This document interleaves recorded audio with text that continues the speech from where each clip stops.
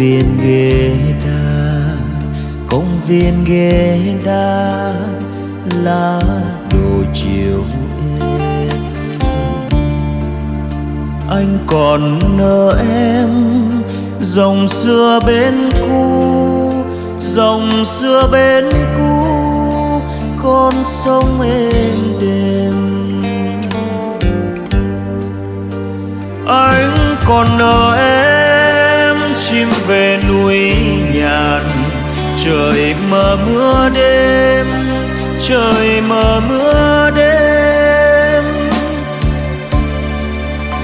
Anh còn nợ em nụ hôn vội vàng, nụ hôn vội vàng, nắng trói qua rèm.